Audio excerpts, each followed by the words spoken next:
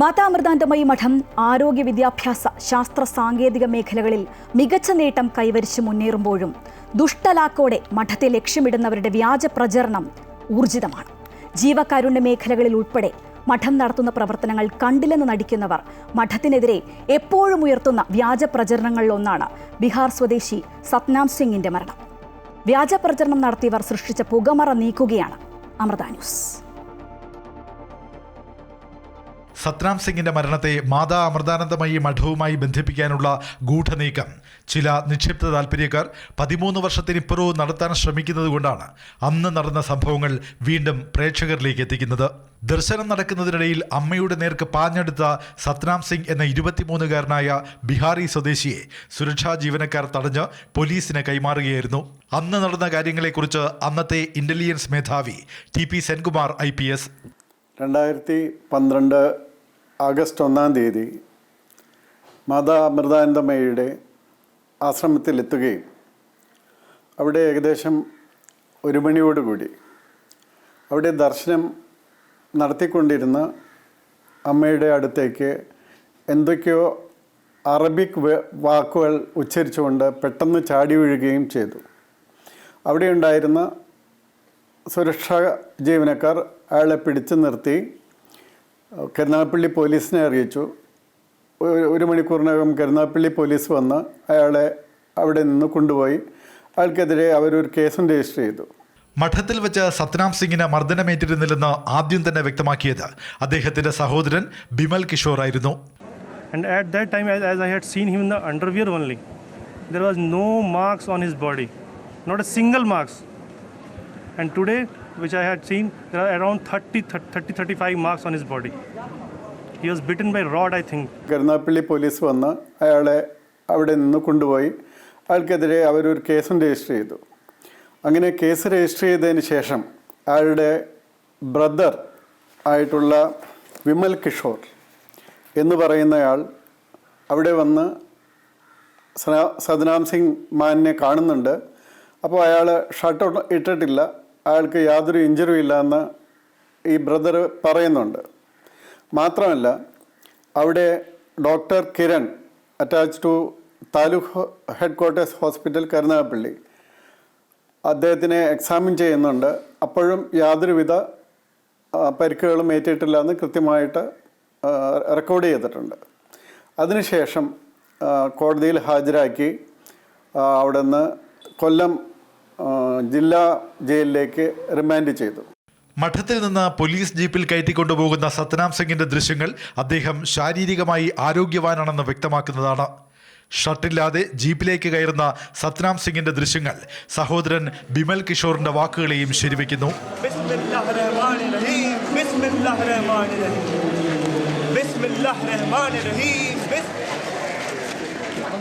മഠത്തിൽ വെച്ച് സത്നാം സിംഗിന് മർദ്ദനമേറ്റെന്ന പ്രചാരണം ആളിക്കത്തിക്കാൻ ഗൂഢതാൽപര്യക്കാർ പരമാവധി ശ്രമിച്ചുവെങ്കിലും പോസ്റ്റ്മോർട്ടം റിപ്പോർട്ടും ഹൈക്കോടതിയിൽ പ്രത്യേക അന്വേഷണ സംഘം നൽകിയ റിപ്പോർട്ടുകളും മൂലം ആ നീക്കം അമ്പേ പൊളിഞ്ഞു. സത്നാം സിംഗ് മാനിൻ്റെ പിതാവ് ഹരീന്ദ്രകുമാർ സിംഗ് അദ്ദേഹം ബഹുമാനപ്പെട്ട കേരള ഹൈക്കോടതിയിൽ റിട്ട് പെറ്റീഷൻ നമ്പർ 263/2014 ആയിട്ട് ഒരു ഹർജി കൊടുക്കുകയും ആ ഹർജിയുടെ വിധി വന്നിട്ടുള്ളതുമാണ്. ആ ഹർജിയിൽ കൃത്യമായിട്ട് പറയുന്നുണ്ട്, 1.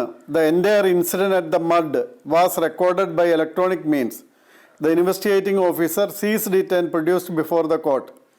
So also the electronic records available at the district jail കൊല്ലം.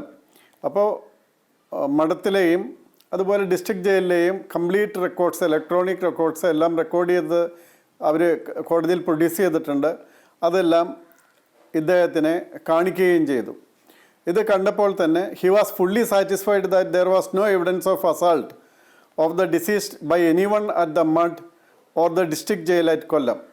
മഠത്തിൽ വെച്ചോ അതല്ലെങ്കിൽ ഡിസ്ട്രിക്ട് ജയിലിൽ വെച്ചോ സത്നാം സിംഗ് മാനിന് എന്തെങ്കിലും വിധത്തിലുള്ള പരിക്കേൽക്കുന്നതായിട്ട് കാണുന്നില്ല എന്ന് അദ്ദേഹത്തിൻ്റെ പിതാവിനും വളരെ ബോധ്യമായിട്ടുള്ളതാകുന്നു.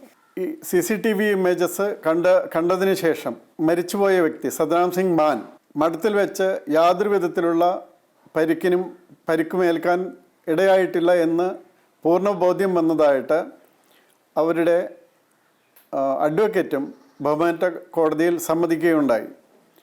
അതുകൊണ്ട് ഈ കേസ് CBIക്ക് കൊടുക്കണമെന്ന് പറഞ്ഞായിരുന്നു അദ്ദേഹത്തിൻ്റെ പിതാവ് ഹരീന്ദർ കുമാർ സിംഗ് കേസ് കൊടുത്തിരുന്നത്. പക്ഷേ ക്രൈംബ്രാഞ്ച് നടത്തിയ ഇൻവെസ്റ്റിഗേഷൻ വളരെ ശരിയായിരുന്നു. ശരിയായിട്ടുള്ള അക്യൂസ്റ്റിനെയാണ് കണ്ടെത്തിയിട്ടുള്ളത്.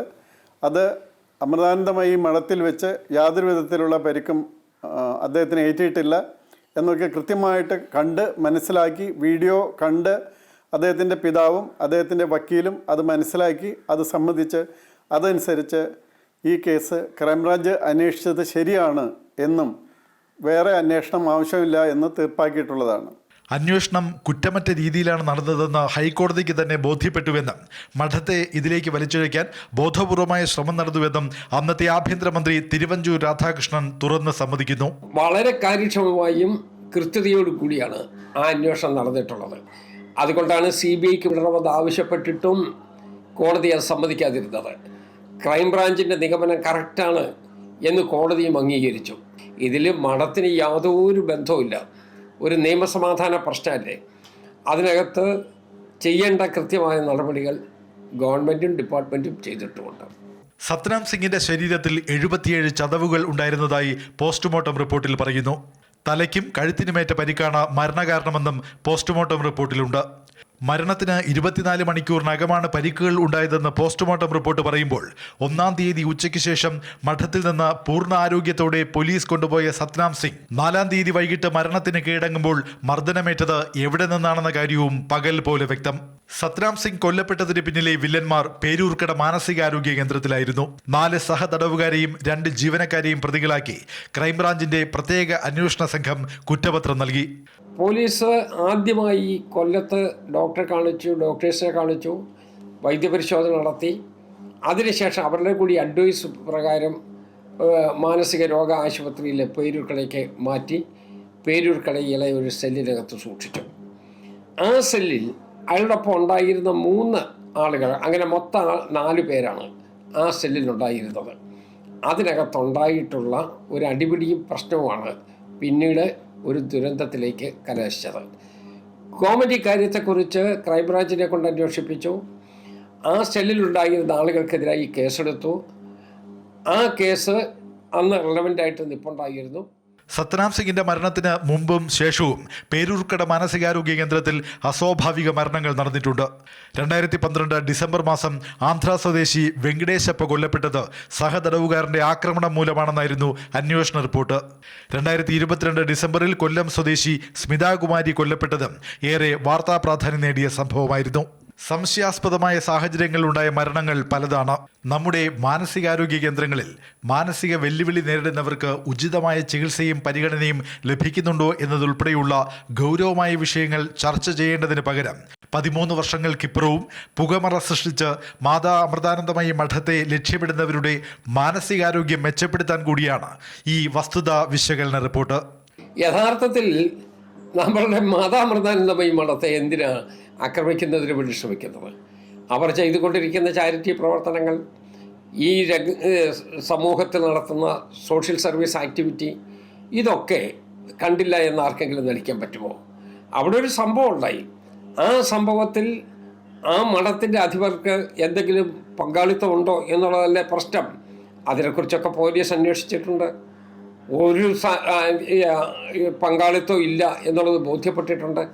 അങ്ങനെയെല്ലാം കൃത്യമായി ചെയ്ത് തീർത്തിട്ടുള്ള ഒരു കാര്യത്തിന് ഇനി സൈബർ ആക്രമണത്തിന് വേണ്ടി പൂർവ്വകാല പ്രാബല്യത്തോടു കൂടി ഇത് തിരഞ്ഞെടുക്കേണ്ട ഒരു കാര്യവുമില്ല. അമൃത ന്യൂസ്, തിരുവനന്തപുരം.